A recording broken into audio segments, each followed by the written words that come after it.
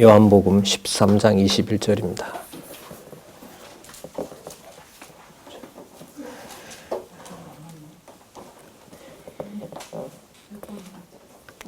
제가 읽겠습니다. 예수께서 이 말씀을 하시고 심령에 민망하여 증거하여 가라사대 내가 진실로 진실로 너희에게 이르노니 너희 중 하나가 나를 팔리라 하시니 제자들이 서로 보며 네게 대하여 말씀하시는지 의심하더라. 22절까지 읽어드렸습니다. 우리 교재는요, 성경 강론 15권 7773, 7773페이지 보겠습니다. 15권 7773.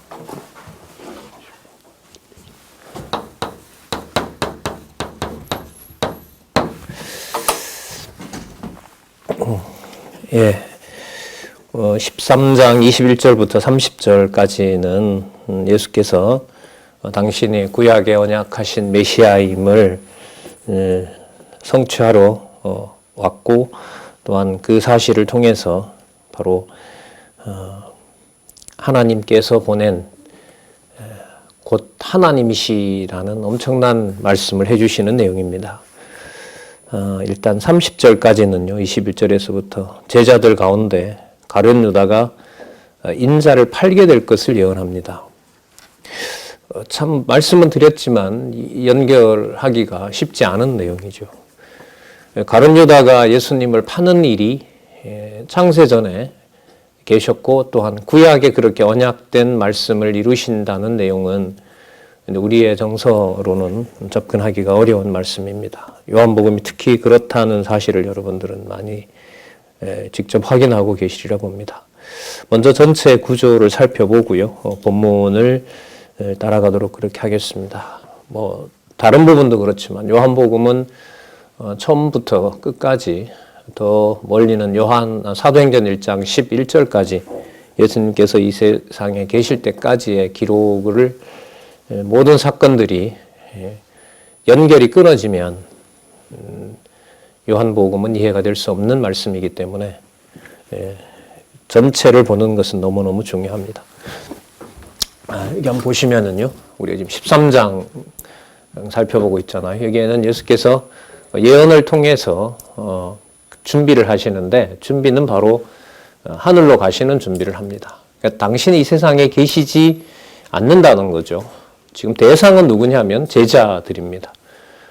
그러니까 여기 계시지 않고 하늘로 가시는 준비를 통해서 메시아임을 성취하시는 겁니다. 그러니까 떠날 준비를 하시는데, 좀 세상말로 말하면 떠날 준비를 하시는데, 그것이 구약의 언약한 바가 성취되는 것이고, 그러니까 우리가 왔다가 세상에서 사라지는 것하고 다른 겁니다. 이것은 우리가 우리가 이제 살다가 죽는 것은 성취가 아니에요. 이런 걸 붙이면 안 된단 말이죠. 성경의 말씀이 아니란 말이죠. 물론 그걸 통해서 해석은 할 수 있지만은, 그러나 예수님께서 하늘로 가시는 준비, 십자가에 죽으시고 부활하시고 승천하시는 바로 그 모든 과정이 구약의 언약한 메시아임을 성취하는 내용입니다. 그걸 제자들에게 교육을 하시는데, 앞부분에 표적과 말씀이 나왔죠. 이번에는 이제 구체적인 예언을 통해서 준비하도록 하시는 겁니다. 왜 그렇게 하시냐 하면 바로 제자들을 격려하기 위한 겁니다. 여기 격려는 내가 없더라도 잘 있으라 이런 얘기가 아닙니다. 그런 차원의 얘기가 아니고요. 내가 없는 것이 얼마나 분명한 하나님 살아계신 증거냐라는 우리가 상상하기 힘든 이야기를 여기서 또한 하십니다. 그래서 14, 15, 16장은 늘 그렇지만요, 매우 중요합니다. 없는 것이, 내가 하늘로 가는 것이, 또 내가 사라지는 것이 얼마나 큰 격려인지. 이때 이 격려는 좀 우리가 이건 보통 우리가 쓰는 말이잖아요. 격려는 내가 없더라도 잘 견뎌라. 아버지 어머니가 돌아가시면서 내가 없더라도 동생들 잘 챙겨라. 그런 차원이 아닙니다. 그렇기 때문에 이 말이 쉽진 않지만 14, 15, 16장에서 이 격려가 무슨 얘기인지를 얘기를 하지 않으면 격려는 보는 순간 왜곡이 되는 겁니다. 우리 생각으로 덮여버린다는 얘기죠. 그래서 성경을 안 보면 이 개념을 알 수 없도록 해놓은 거죠. 그러니까 반드시 살펴봐야 되겠죠. 자, 먼저 언약으로 격려해 주시고요. 그다음 구체적인 말씀으로 격려해 주시는데 여기서 주로 나타나는 내용은 본인이 가면서 보혜사 성령을 아버지로부터 당신이 보낸다는 이른바 성부, 성자, 성령이 하나이시라는 사실을 영원한 바로 때 영원한 창세전에 영원한 하나님의 존재, 우리가 보통 삼위일체 하나님이라 그러죠.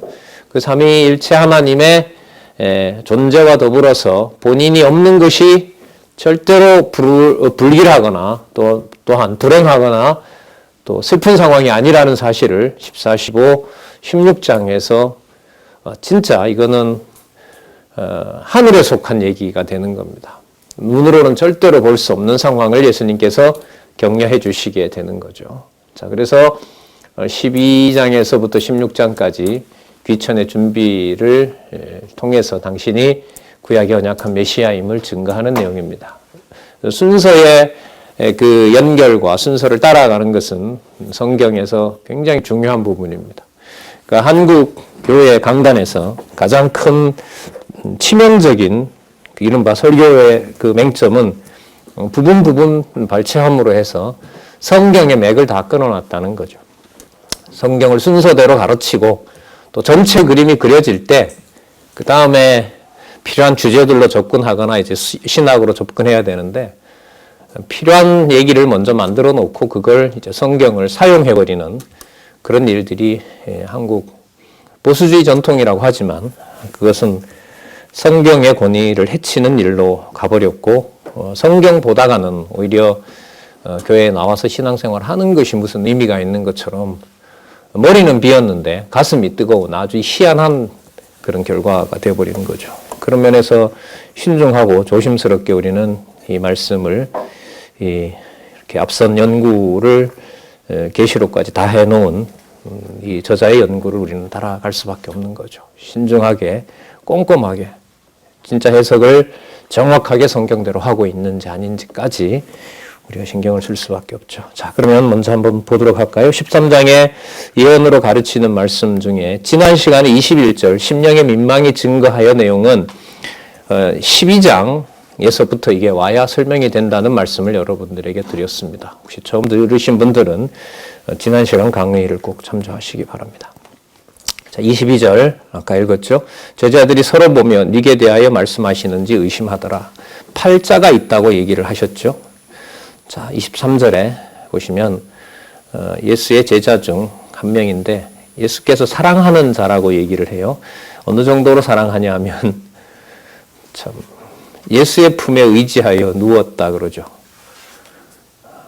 참 이 요한복음에 밖에 안 나오죠, 이게. 이른바 여러분 이 기록을 한 요한 사도이죠. 사도 요한을 뭐 이해 없이 다 얘기를 합니다.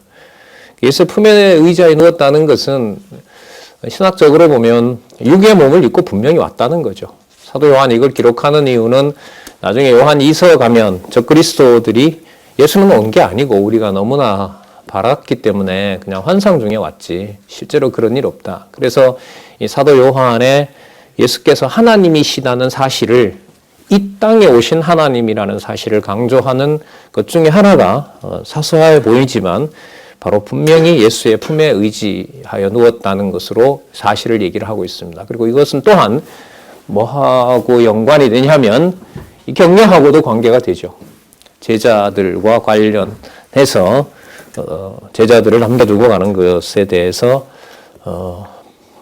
걱정하거나 불안해하지 말라고. 뒤에 가면 또 나오죠. 14장에 가면 또 나옵니다. 이 요한복음은요, 다른 부분도 물론 그렇지만 요한복음은 처음서부터 끝까지 읽으면서 모든 내용들이 수십 가지가 아니고요. 다 하나라는 생각이 들어야 돼요. 왜냐하면 이게 다 연결이 돼요. 아까 21절도 심령에 민망하여라는 것도 이 부분 가지고 설명이 안 된다고 말씀을 드렸죠. 이건 12장부터 와야 되는 거죠. 그리고 12장 마지막 절에 나타났던 하나님께서 그때마다 하실 말씀을 입의 명령으로 담아주고 입술이 떨리면서 말이 만들어지는 것이 하나님이 명령해서 만든다고 하세요. 그러면 예수님께서 민망하여 아버지의 이 잔을 이렇게 지금 벗어나게 해달라고 했을 때 그것도 하나님께서 입술이 떨리게 하는 겁니다. 그리고 그러나 내가 이때를 위하여 왔습니다라고 하는 것도 바로 하나님께서 그렇게 하신다는 것이고, 여러분들은 어떻게 보셨는지 모르지만 저는 이 12장 12장 49절 48절부터 49절 50절 말씀은 진짜 매우 충격적이었습니다. 이전 큰 일은 예수님 하시고 그냥 작은 일은 예수님께서 알아서 하시고 큰 일만 하나님께서 묻고, 뭐 큰 일 작은 일도 참 너무 주관적이지만은요 절대로 그렇지 않습니다. 그러니까 이 말씀이 바로 당신이 하나님과 함께 계셨고 바로 누구다? 하나님이라는 사실을 너무너무 분명하게 증거하는 겁니다. 그래서 21절에 나오는 심령에 민망하여 증거했다는 말도 우리 중심의 어떤 감정이 흔들리는 그런 말씀이 아니다라는 겁니다. 그러니까 우리도 뭐 그렇게 당하지, 물론 그렇게 교회사에 보면 많은 그런 순교자들이 났습니다만은 처참하게 죽은 신앙의 선배들이 많잖아요. 뭐 너무 많은데 예수님도 그렇게 부끄럽고 수치스러운 죽음을 죽으시잖아요.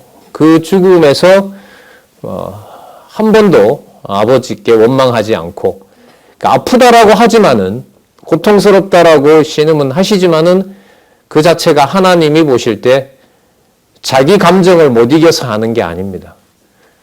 거기에 어떤 인간적인 게 타협할 어떤 감정이 나오면 예수를 그리스도로 믿을 이유가 없는 거죠.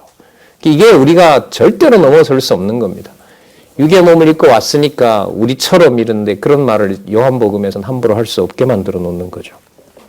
그런데 예수께서 이 대안을 14, 15, 16장에 가면 성령이 오면 나의 그 위대한 일보다 더 많은 일들을 너희들 안에서 이루어 간다는 거죠.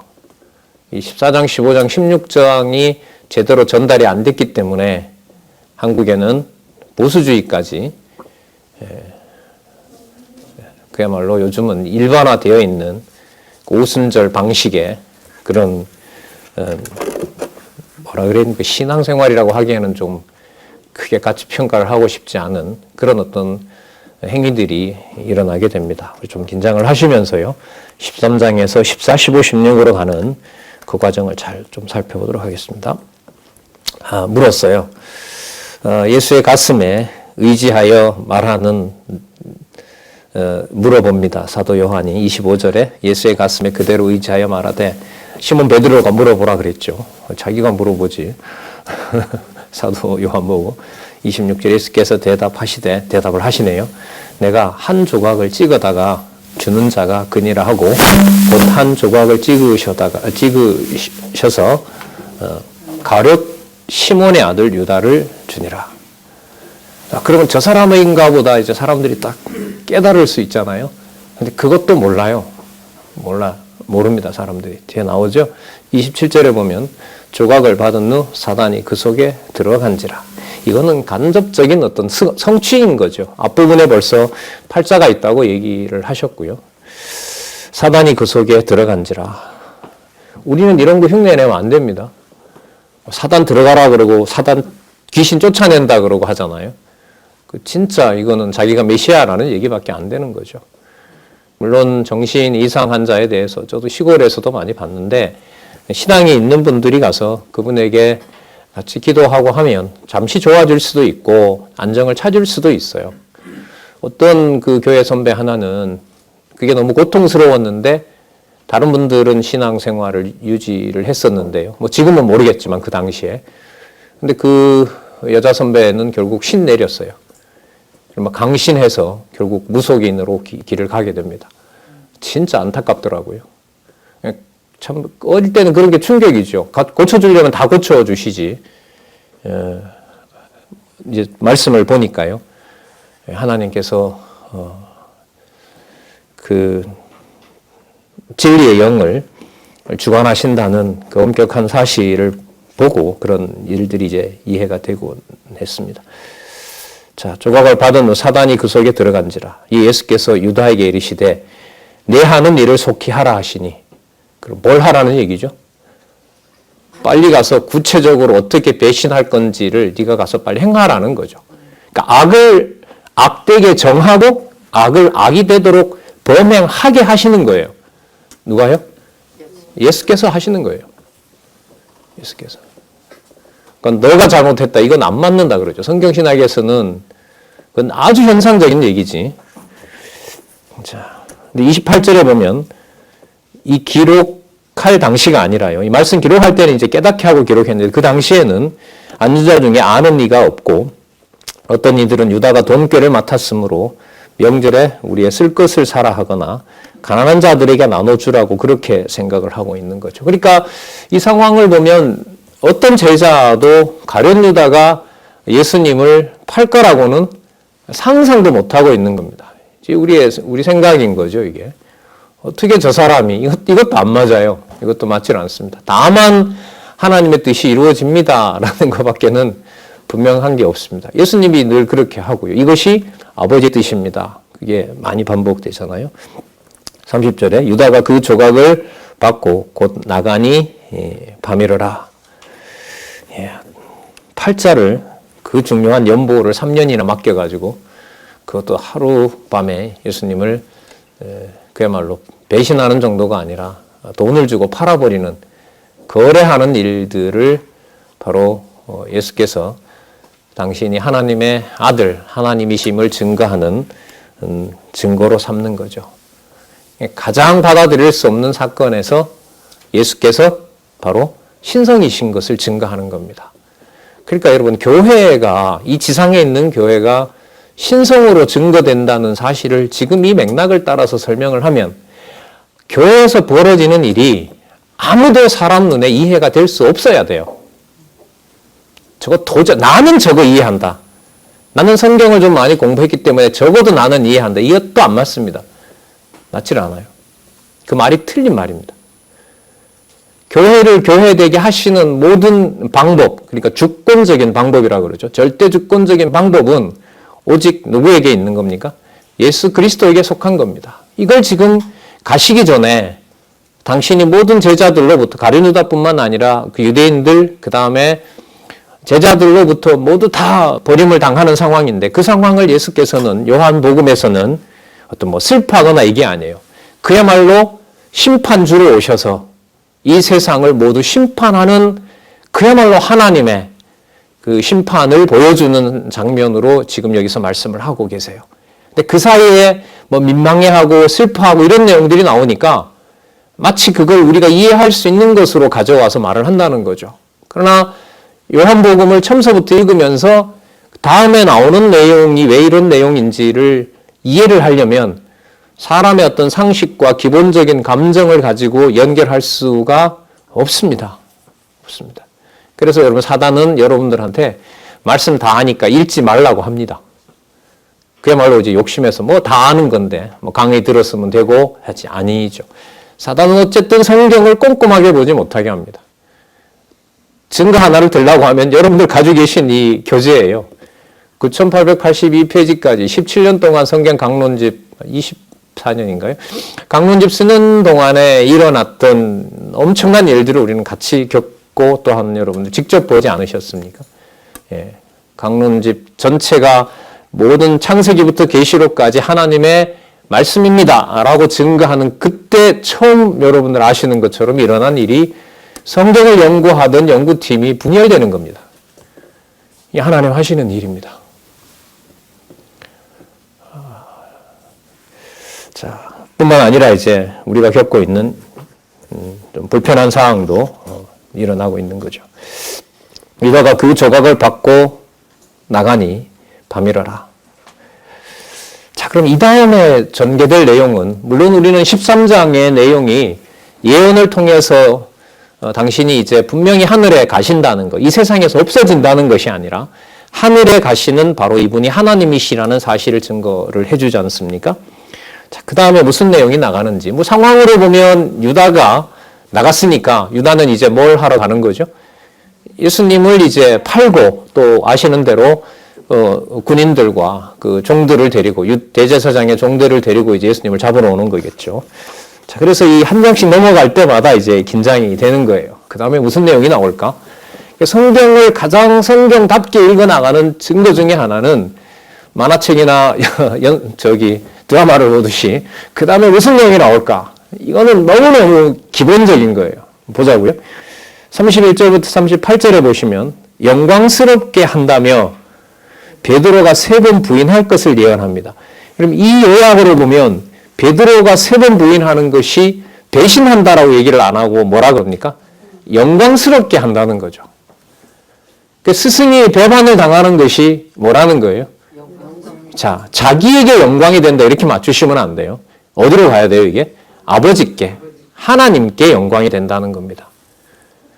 그러니까 교회에 대한 가정교회로부터 여러분들이 만약에 어떤 기도를 한다고 했을 때 아버지여 이 가정교회를 통하여 영광 받으시옵소서라는 말은 가정교회가 남들이 볼 때 예수 믿어서 잘 된다라는 것도 되겠지만 뭐도 돼요? 가정교회가 예수 믿다가 다 망하는 일도 포함되는 겁니다. 제 말이 잘못됐죠? 아니요. 아니죠? 네, 아니에요. 그래서 아슬아슬한 곳이 엄격하고 아슬아슬한 곳이 여러분 교회입니다.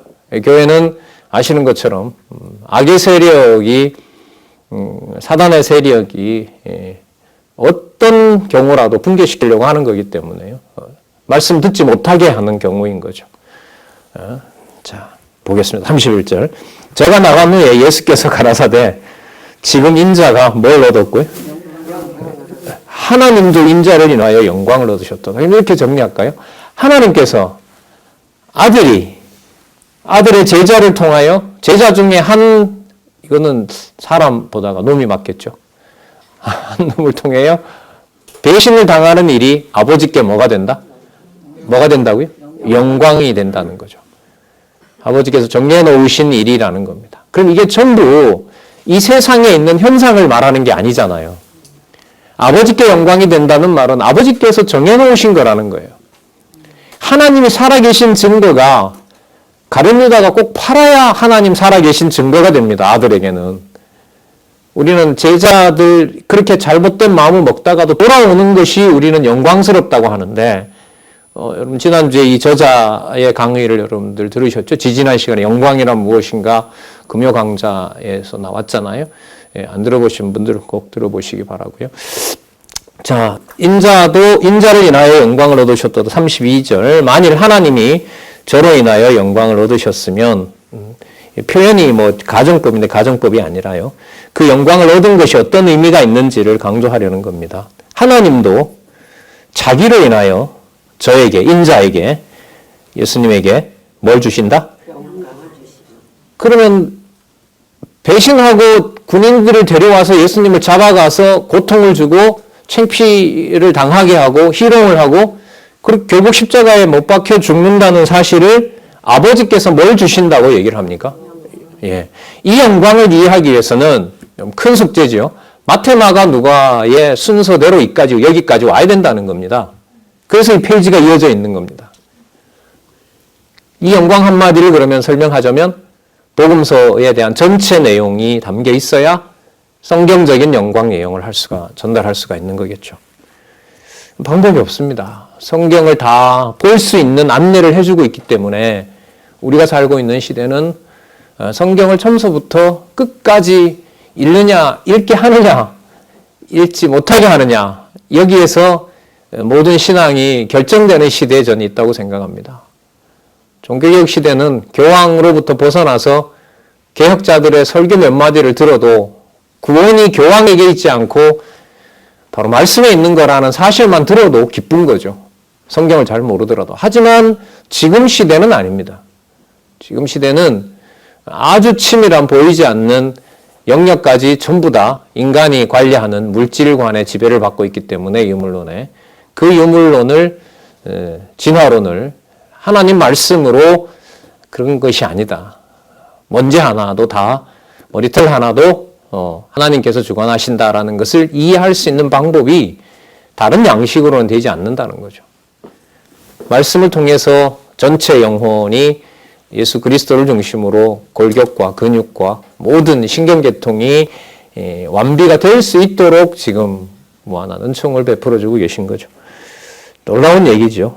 마태, 마가, 누가에는 나오질 않습니다. 하지만 거기에 바탕을 둬야 됩니다. 거기에 여러분 32절에 하나님도 자기로 인하여 저에게 영광을 주시리니 그 자기로 인하여가 무슨 뜻일까요, 여러분? 그리스도를 자기로 말미암아. 그러니까 누구로 말미암아? 하나님 자신으로 말미암아 이런 뜻이 되는 겁니다. 하나님 뜻으로 말미암아. 자, 여기 번역이 있는데요. 그 775에 보시면 N이라는 헬라어 다음 문장을 읽어보겠습니다. 이제 인자가 영광스럽게 되었고 하나님도 인자 안에서 영광스럽게 되었도다. 하나님이 그 안에서 영광스럽게 되었으니 하나님도 자신 안에서 그를 영광스럽게 하시리라. 곧 그를 영광스럽게 하시리라로 번역이 된다. 자신 안에서라고 이렇게 이제 풀어놨습니다. 그러니까 하나님 자신 안에서라는 말은 뭐냐면 이게 아들과 무슨 이렇게 해서 이렇게 해볼래 이런 게 아니라는 거예요. 아버지께서 그걸 뭐 해놓았다는 거죠. 창세전에 확정해놓았고 확정해놓은 것을 지금 영광이라고 부르는 겁니다. 그러니까 하나님께서 하신다는 게 믿어지게 되면 성도에게 어떤 일이든 간에 영광스럽지 않은 게 없는 거죠. 하지만 이 명제는 우리가 수용하고 이해할 수가 없는 명제입니다. 그런데 이해하도록 안내를 하고 있다는 거죠. 이렇게 수치스러운 게 영광인 건가? 그 질문을부터 시작하는 겁니다. 그 질문을 해명하는 또 해결해주는 길은 성경 말씀밖에 없는 거죠. 자, 놀라운 내용이죠. 33절에 소자들아 내가 아직 잠시 너희와 함께 있겠노라. 너희가 나를 찾을 터이나 그러나 일찍 내가 유대인들에게 너희는 나의 가는 곳에 내가 가는 곳에 올 수 없다고 말한 것과 같이 지금 너희에게도 이르노라. 그러면 여러분 유대인들에게 올 수도 없다라고 했으면 이제 너희들에게도 너희들도 못 온다 이렇게 내용이 나와야 되거든요. 그 다음 내용이 왜 유대인들에게 뭐라고 말씀하셨냐면 너희는 내가 가는 곳에 너희들 올 수 없다. 그렇게 얘기했던 것처럼 너희들도 내가 가는 곳에 오지 못한다. 이 내용이 나와야 돼요. 이 자연스러우려면. 내가 큰아들한테 얘기한 것처럼 그 큰아들한테 말한 것하고 작은 아들한테도 똑같이 얘기를 해야 되잖아요. 그럼 유대인들에게 얘기한 것하고 또 제자들에게 말한 내용이 같아야 돼요? 달라야 돼요? 같아야 되죠. 이 말은. 그런데 내용이 보면 달라요. 자, 이게 어떻게 연결이 되냐면 제자들도 올 수 없긴 한데 제자들도 따라올 수 없긴 한데 따라올 수 없는 그 상황이 유대인들하고는 같을는지 몰라도 너희들이 가지고 있는 자 아버지께 속한 상황은 다르다 이 말을 해주는 거예요. 자, 그게 무슨 내용인지 좀 이따 살펴보도록 하고요. 일단 여기 소자들이라고 하는 것은 뭐냐면 이게 자녀들을 부르는 이름이에요. 이게 헬라어에서. 얘들아 이 말이에요. 얘들아. 그러니까 이게 뭐냐면 인간적으로 예수님께서 육의 몸을 입고 오셨다는 증거이기도 해요. 이런 부분들이. 예. 반대라기보다가 다른 경우로 좀 얘기를 하자면 예수님께서 2장에 가나의 혼인잔치에서 마리아 보고 뭐라 부르죠? 여자여라고 부르잖아요. 근데 어머니라는 것하고는 전혀 상관없는 호칭이에요. 그러니까 그러면서 거기서 이제 물로 포도주 만들어주는 사건을 얘기를 하는데 그때 마리아는 육신의 어머니가 아닙니다. 주의 말씀을 들어야 될 자고 그 상황을 지켜봐야 될 자로서 어떻게 보면 육신의 어머니 이상의 그런 호칭입니다. 그리고 나중에 그 막달라 마리아가 그 부활했을 때 무덤에 오는데 그때도 부르는 호칭이 바로 여자여라고 부르는 겁니다. 그것은 당신의 어떤 육의 몸 이상의 하나님의 권위로 하나님의 아들로서 그렇게 부르는 호칭입니다. 낱말 하나 가지고 너무 많이 나갈 수 없어요. 그러나 특별히 왜 이런 맥락에서 이런 용어를 쓰느냐 하는 것은 좀 살펴볼 만합니다. 그래서 지금 여기 나오는 소자들이라는 말은 뭐하고 연관이 된다는 거죠? 자녀를 뭐 하는 것처럼 격려하는 것처럼과 같은 그런 상황인 겁니다. 예. 자, 아까 가룟 유다는 나가버렸고요. 지금 남아있는 제자들에 대해서는 올 수도 없지만 이들이 또 그들도 떠나지만 절대로 그런 자가 아니라는 놀라운 사실을 얘기를 해줍니다. 자, 34절 볼게요. 새 계명을 너희에게 주노니 서로 사랑하라. 내가 너희를 사랑한 것 같이 너희도 서로 사랑하라. 자, 지금 이 명령으로 약속을 해주고 있는 거잖아요. 예수님의 명령은 약속이라고 보시면 됩니다. 아버지께서 그 입에 말씀을 담아주는 거니까요. 그리고 맥락을 보면 유대인들은 따라올 수 없는데 서로 사랑하라 이 말은 따라온다는 얘기예요? 따라오지 못한다는 얘기예요? 따라오게 해주신다는 얘기죠. 뭐. 그러니까 결국 따라온다는 얘기인 거죠. 결국은 따라온다는 얘기입니다. 그럼 결국 따라온다는 게 그러면 뭐냐 하면 이 지상에 너희들을 남겨놓지만 너희들이 서로 사랑하게 되는 것이 보혜사 성령께서 오셔서 내가 보낸 성령이 와서 너희들을 서로 사랑하게 하는 것, 이 교회의 본질인 거죠.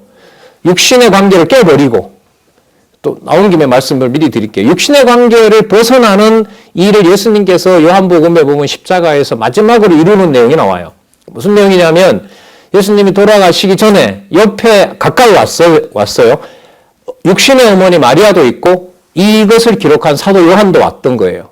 뭐라고 얘기를 하냐면 예수님께서 어머니여 당신의 아들입니다. 그리고 사도 요한에게는 뭐라 그러죠? 너 어머니다라고 얘기를 합니다. 그럼 뭘 뛰어넘은 무슨 관계가 돼버렸어요? 육신을 뛰어넘는 신령한 가족이 돼버린 거죠. 신령한 가족이 되는 사건이 이 내용이 나와요. 그럼 여기에서 제자들의 관계도 그 결론을 보면서 좀 생각을 해보면 제자들이 서로 사랑하게 된다는 것이 그리스도께서 안 계신 게 아니라 아버지와 함께 천상에서 하나님의 교회를 그야말로 태어나게 하고 양육시키고 보존하고 땅을 정복해서 하나님의 나라 백성들이 그리스도가 오실 때까지 뭐한다? 확장한다는 것에 대한 약속인 거죠. 그 니들도 못 따라오는 건 맞다.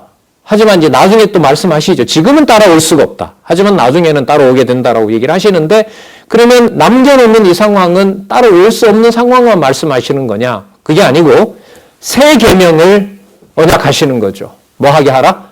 뭐 하라? 사랑하라라고 하는 거죠. 이걸 이루시는 거예요. 그래서 나중에 여러분 성령이 임해서 자, 이 대답은 스승도 사랑 못하는데 어떻게 우리가 사랑을 해요? 안 그래요? 이게 맞지 않는다고요. 설명을 하자면. 이 상황을 보면 제자들도 스승을 다 버리고 배신하고 도망가는 상황인데 스승도 버리는데 같이 있는 형제들끼리 사랑할 수가 있겠어요? 그럼 말이 안 되는 거예요. 논리적으로 설득력이 없는 겁니다. 그러면 예수님이 말씀하셨던 또 언약하시는 이 서로 사랑하라는 새 계명은 누가 이룰 수가 없는 거예요. 예수께서 이루어주지 않으면 불가능한 거예요. 그래서 여러분 14, 15, 16장에 무슨 내용이 나오느냐 하면 성령께서라고 하는 내용이 여기서 언약이 되는 겁니다. 그러니까 새 계명은 누가 이루시는 것이다? 성령께서 이루시는 것이다. 그렇게 이제 알 수가 있습니다.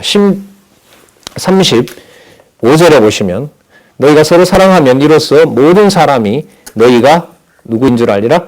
내 제자인 줄 알리라. 뭐 이것만 딱 떼서 많이들 사용했죠. 맥락과 전혀 상관없이. 예. 아니에요. 꼭 맥락을 지켜와야 돼요. 앞에서부터 지금 계속해서 연결을 해와야 됩니다. 베드로가 물어요. 어디 가십니까? 지금 여기 나오네요. 내가 가는 곳에 너는 지금 따라올 수 없지만은 나중에 따라오게 된다. 이걸 나중에 요한복음 마지막 장이죠. 21장에 가면 베드로에게 3번 묻고 베드로가 어떤 모습으로 영광을 드릴 것인지를 말씀하시더라. 베드로가 이제 뭐 서로 얘기하면 거꾸로 죽었다 그러잖아요.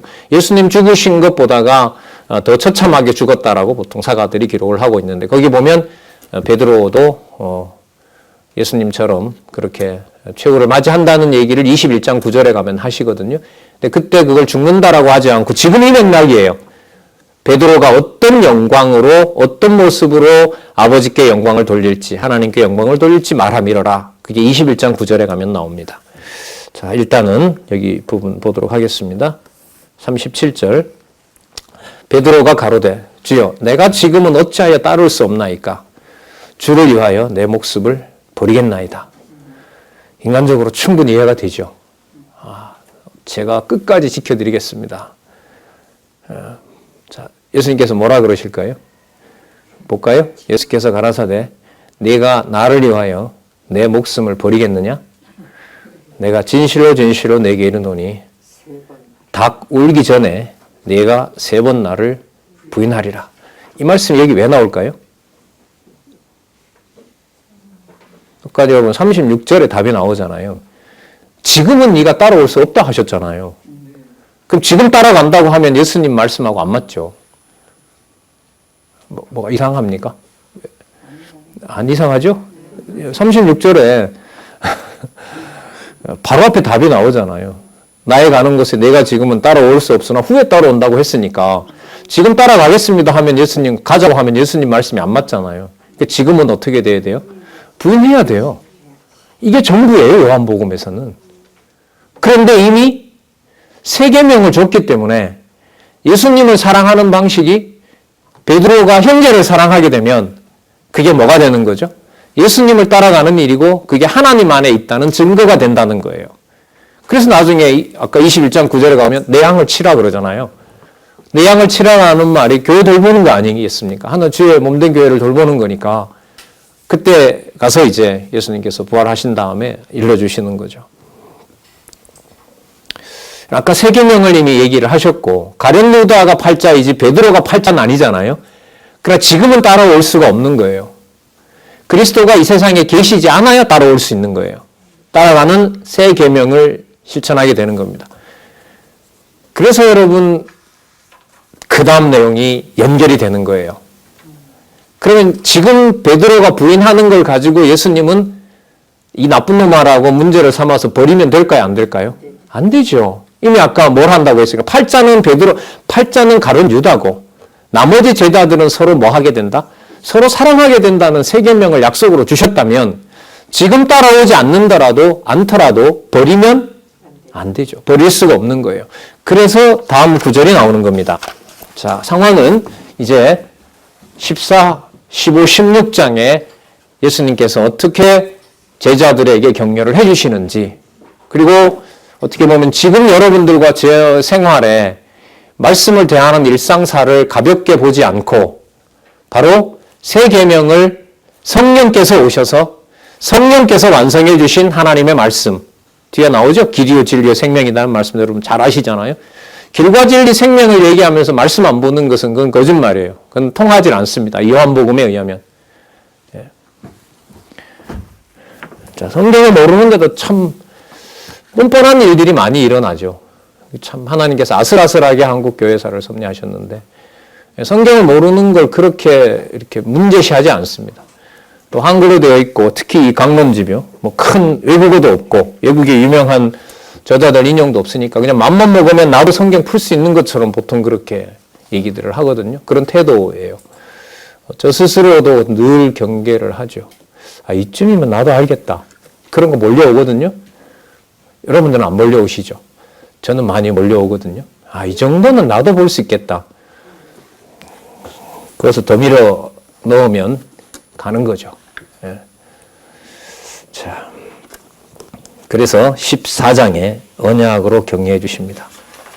자, 14장 1절 보시기 바랍니다. 먼저 앞부분하고 연결을 위해서. 너 지금 못 따라온다. 너 날 3번 부인한다. 그러니까 가서 고민 좀 해라. 그렇게 얘기해야 되거든요. 제 상식으로는. 그런데 뭐라 그러세요? 14장 1절에. 너희는 마음에 뭐 하지 말라? 그러니까 뭘 해도 근심하지 말라는 거예요. 베드로처럼 그렇게 부인해도 근심하지 말라는 거예요. 아, 세상에 이런 선생님이 어디 있어요? 날 밟고 일어서라. 근데 전혀 미안해하지 말아라. 글쎄 말은 좀 가능하겠네요. 예.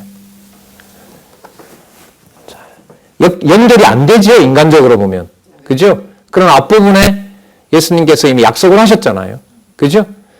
그러면 이 일을 누가 이루시느냐? 이제부터 이제 예수님께서는 그 대안과 방법까지 다 얘기를 해주시는 겁니다. 자, 너희는 마음에 근심하지 말라. 하나님을 믿으니 또 나를 믿으라. 2절에 보면 갑자기 아버지 집을 얘기하세요. 그럼 지금 이 얘기가 근심하지 말라는 게 이 땅에서 나를 단지 배신해도 괜찮다 이런 말이 아닌 거예요. 지금 예수님은 그걸 말하는 게 아니에요. 배신하는 제자들의 모습이 아니라 제자들이 아버지가 볼 때 누구냐라는 것을 염두에 두는 거예요. 그래서 2절에 보면 무슨 얘기가 나와요? 누구 집? 내 아버지 집을 얘기하는 거죠. 그럼 이건 지상에 있는 집이 지상에서 일어나는 일이 아닌 거예요, 이건. 자, 그 번역을 먼저 보고 말씀을 드릴게요. 새롭게 번역을 수정하신 내용이 있는데 7780에 가면 그 위에서부터 8번째 줄 한국성경공회가 발행한 바른성경은 내 아버지 집에는 거주할 곳이 많다. 그렇지 않으면 내가 너희 있을 곳을 준비하러 간다고 너희에게 말하였겠느냐로 번역이 된다. 다시 말하면 아버지 집에 있을 곳이 많지 않다면 제자들이 있을 곳을 준비하러 간다고 말하지 아니했을 것이라는 뜻으로 말씀하신다. 여호와의 3대 언약, 자손 땅 통치. 자, 이게 땅과 관련해서 말씀드리면 자손은 이미 나왔고요. 땅과 관련해서 통치와 관련해서 말씀을 드리면 결국 요한복음에서 이루시는 실체적인 언약은 어디에 속한 게 아니라 어디에 속한 거죠? 자, 다르게 말씀드릴게요. 땅에서 살아가는 모습의 형태를 띠지만 그 본질은 어디에 속한 거죠? 그렇게 보시면 돼요. 이걸 지금 17장까지, 지금 16장 지나서 17장까지 가면 하늘에 있었던 상황을 얘기를 한단 말이죠. 창세전에 무슨 일이 있었는지를 아주 상세하게 설명하는 데가 제가 볼 때는 성경에 두 군데가 있는데요. 하나가 요한복음 17장이고요. 하나가 우리가 많이 살펴봤던 잠언 8장 22절에서부터 31절까지예요. 창세전에 있었던 하나님의 사역, 아주 상세하게 나오는 부분이 그 부분이라 생각하는데, 여기 보면 아버지 집에 거할 곳이 많다. 그러면 아담에게 했던 생육과 번성의 본질은 어디에 있는 처소가 많다는 것을 확인해 주는 걸까요? 이스라엘 12지파에게 분배했던 땅은 어디에 있는 땅일까요? 하늘에 있는 땅을 얘기하는 겁니다. 우리 화요 공개 강좌에서 에스겔 지나왔죠. 에스겔 40장 이후에 성전에서 나오는 생명수로 하늘에 분배되는 12지파의 땅은 바로 이 내용에 대한 성취로 이루어진다고 보시면 돼요. 에스겔 내용이 반드시 이 내용에 나와야 되는 거죠. 선지서 근거 중에 아주 강력한 근거가 전 에스겔에 있다고 보는데요. 자, 이런 것은 이제 전문적으로 좀 집중해서 연구해서 결과적으로 성경의 연결성을 확보하는 아주 중요한 연구 주제가 된다고 봐요. 처소를 예비하러 간다라고 얘기를 하죠. 그러니까 여러분 그 민수기에 보면 그 여호와께서 베드로가 아니라 모세 너가 가서 땅을 정복해라라고 얘기합니까? 아니면 내가 앞서가서 정복한다고 얘기를 하십니까? 앞서가서 한다고 얘기하시죠. 그 증거가 뭡니까? 제일 앞에 뭐가 가요? 제일 앞에 뭐가 가고 그 다음에 백성이 따라가냐고요. 언약궤가 가고, 그렇죠? 언약궤가 동서남북으로 진영을 짜서 가고 그 다음에 백성들이 따라가게 되는 거죠. 그 예수님이 하신 말씀이 요한복음의 이 내용이 확 달라진다고 해서 이 내용을 예수님이 만드신다고 보면 안 돼요. 우리가 성경에 무지한 거예요. 예수님이 새로운 얘기 하시네 이 말씀이 아니라 예수님이 하신 말씀은 다 구약의 언약하신 말씀들과 다 연결이 되게 돼 있어요. 자, 볼까요? 가서 너희를 위하여 처소를 예비하면 내가 다시 와서 너희를 내게로 영접하여 나 있는 곳에 너희도 있게 하리라. 분명히 하늘에 있는 얘기죠. 하늘에 속한 얘기입니다. 그러면 지금 여기서 깨달아가는 것은 천국에 마련되어 있는, 그러니까 약속된 가나안 땅에 들어가는 준비 과정이라고 보시면 되고요. 그리고 그게 막연한 기대가 아니라 확정해 주시는 거예요. 누가요? 성령께서. 예수께서 아버지와 아들이 보낸 성령께서 확정을 해줘요. 확증의 증거가 뭐냐면 아까 예로 들었지만 육신의 어머니 마리아와 전혀 상관이 없는 혈육이 다른 사도 요한이 하나가 되어서 어머니와 아들이 되는 관계하고 똑같은 거죠. 여러분 이게 가정교회의 비밀인 거예요. 그래서 가정교회가 혈육 중심으로 우리 가족만 이게 아니에요. 그것만이 아닙니다. 거기서부터 출발을 하고 모든 하나님의 자녀들이 거기에 혈육을 넘어서는 바로 하나님의 교회가 될 수 있도록 여기서 언약을 해주고 있는 거죠. 특히 이제 유대인과 이방부터 하나로 만드시죠. 예루살렘과 온 유대와 사마리아와 땅끝까지 그 공식대로 되어지는 것을 알 수가 있는 겁니다. 그러니까 교회의 가치를 이기적으로 우리 많은 이제 그 한국 교회를 비판하는 것 중에 하나가 유교 문화에 찌들려 있고 우리 가정만 입신양명해서 잘 먹여 살리면 된다는 게 지배적이다 보니까 기복주의라고 얘기를 하잖아요. 기복주의가 내 집의 내 건강과 우리 가족의 건강 이게 이제 앞섰는데 그걸 이제 기독교에다 맞추니까 맞을 리가 없죠. 예. 그런 어떤 그 세상에 관련된 일에다가 하늘에 속한 얘기를 맞추니까 맞을 수가 없는 겁니다. 나 있는 곳에 너희도 있게 하리라. 그 다음 4절 볼까요? 내가 가는 곳에 그 길을 너희가 뭐 하라 그래요? 그럼 여기 내가 가는 곳은 죽으러 가는 길을 말하는 겁니까? 아니면은 하늘에 있는 처소로 가는 길을 얘기를 하는 겁니까? 그렇죠. 그런데 그 과정에 예수께서 육의 몸을 벗는 과정이 육의 몸을 벗고 육의 몸을 벗는다는 건요. 뭐 단순히 죽는다가 아닙니다. 그게 아버지께 뭐가 된다는 거죠?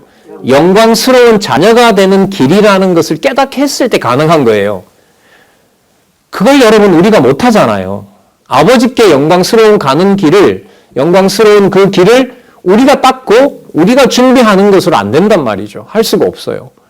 그걸 예수님이 모르실 리가 없고 그걸 예수님께서 이제 약속을 해주시는 겁니다. 그래서 바로 이 말씀이 나오는 거예요. 일단 도마가 질문한 것부터 보고 할까요? 우리가 어디로 가시는지 알지 못하는데 그 길을 우리가 어떻게 알 수 있습니까? 어디로 가는지도 모르는데 그 길을 우리가 어떻게 압니까? 당연한 질문인 거죠. 그럼 여러분 왜 이런 답답한 제자들의 질문이 뒤에 가면 또 빌립도 이런 얘기를 하게 되는데요. 그리고 그 베드로도 나중에 이제 부활 직전에 보면 예수님이 제가 예수님 사랑하는 예수님 잘 알지 않습니까? 거기에 이제 3번이나 거듭해서 묻는 이런 답답한 제자들의 상황이 나오거든요. 요한복음에서 그런 상황은 분명해요. 지금 말씀하시는 예수님의 그 육의 몸을 입고 이 땅에 오셔서 말씀하시지만 그 내용이 땅에 속한 것이 아니라 어디에 속한다? 하늘에 속한 것이다. 그러니까 여러분 우리가 함께하는 교회에 2-3사람이 모여서 진리를 중심으로 모이는 것을 배제하고 그걸 빼고 하나님 나라의 어떤 영광스러운 얘기를 한다는 것은 말이 절대로 안 됩니다. 말이 성립을 하지가 않아요. 그래도 여러분 설득력 있다고 하면 나중에 저를 좀 설득을 해보세요.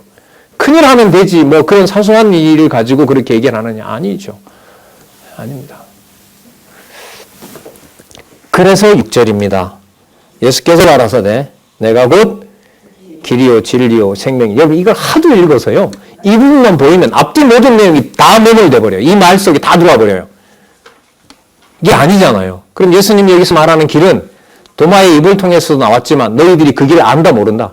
모른다. 따라올 수 있다 없다? 없다. 못 따라온다. 그러니까 따라올 수 없다고 얘기를 하시고 내가 준비해 놓은 길을 내가 가서 예비를 하고 내가 데리고 가야 가능하다고 말씀하시기 위해서 나밖에 길이 없고 나밖에 생명이 없고 나밖에 진리가 없다는 것을 강조하기 위한 것인데 그걸 우리 좋을 대로 길이요 진리요 생명이라고 했다. 따라가면 된다. 교회 나오면 된다. 이렇게 엉터리 해석을 한 거죠. 자, 여러분 14장 1절부터 쭉 와서 보면 그 길과 진리와 생명은 오직 하늘로 가는 길이며 그건 누가 준비해 놓은 길이에요? 그렇죠. 아버지가 준비해 놓은 길이고 아들이 직접 몸을 입고 와서 한 거고 14장에 넘어가면 14장 이후부터 그걸 성령께서 오셔서 하신다라는 얘기를 해주세요. 그러면 13장에 말씀했던 서로 사랑하라는 3계명을 이루시는 분은 누구시죠? 성령이세요. 그게 여러분 사도행전 1장 12절 이후에 나오는 바로 교회예요. 그러면 좀 또 강조를 드리면은 사도행전 1장 12절부터 교회의 설립과 관련된 내용들을 공부해 갈 때 요한복음에 나타난 적어도 13, 14, 15, 16장의 근거가 안 보이면 연결이 된다, 연결이 되고 있는 것이다, 안 되고 있는 것이다, 안 되고 있는 것이다. 요한복음 그분만 되면 다른 것도 다 있는 거죠. 그래서 여러분들 들으셨지만 그 학회에 가서 우리 교수님들한테도 그랬죠. 왜 마태복음 다음에 마가복음이 나오고 마가복음 다음에 왜 누가복음이 나오고 왜 요한계시록 앞에 유다서가 있는지 그걸 이제까지 밝혀놓은 책은 저는 보지 못했습니다. 그러나 박용기 목사의 성경신학은 이것을 지금 밝혀주고 있는 겁니다. 그랬더니 한 2-3편 정도 논문을 더 필요를 하니까 제시해달라 이런 얘기도 들었지 않습니까? 우리는 그걸 거듭거듭 지금 확인해 가고 있고요. 자, 나로 말미암지 않고 아버지께로 올 자가 없느니라. 그러면 하늘에 있는 저서 결국 아버지와 함께 하도록 예수께서 약속해 주신 3계명. 그 증거는 뭐라고요? 보혜사 성령께서 오셔서 형제가 서로 사랑하게 되는 것. 서로 사랑하는 것. 뭐 안에서? 진리 안에서. 진리 안에서. 그게 여러분 잘 아시는 진리와 함께 기뻐한다는 내용으로 연관이 됩니다. 진리의 기둥과 터, 이게 다 눈에 들어오는 거예요. 이런 게 딱 눈에 들어오잖아요. 그러면 성경 본문 구절에서 다른 부분도 중요합니다. 특히 성경 기록과 관련되고 말씀을 증거하는 일과 관련된 부분들이 눈에 들어오게 돼요. 다른 본문에 보면 그게 연결이 되고 있다는 증거거든요. 자, 너희가 나를 알았다면 내 아버지도 알았으리로다. 이제부터는 너희가 그를 알았고 그를 아버지를 알았고 또 보았느니라. 이 감당할 수 없는 얘기를 하세요. 자, 뭘 얘기하시려고 하시느냐? 바로 성령과 관련된 얘기를 14장 8절부터 하시는 겁니다. 자, 14장, 15장, 16장까지 여러분 또 뒤로 가니까 또 앞부분에서부터 요한복음 1장에서부터 강의도 들으시고 또 공부해 오셔서 딱 연결을 글쎄요. 전하는 전하 들으시는 여러분들이나 요한복음이 끝날 때 같은 생각과 같은 것으로 딱 하나가 될 수 있었으면 참 좋겠습니다. 기도하겠습니다. 하나님 아버지 감사합니다. 진리의 말씀을 들을 수 있도록 인도하여 주시고 하나님의 말씀의 권위가 얼마나 큰지 위대한지 확인해 주셔서 감사드립니다. 더욱 진리의 말씀 사랑할 수 있도록 저희들을 이끌어 주시옵소서. 예수님의 이름으로 기도드렸습니다. 아멘.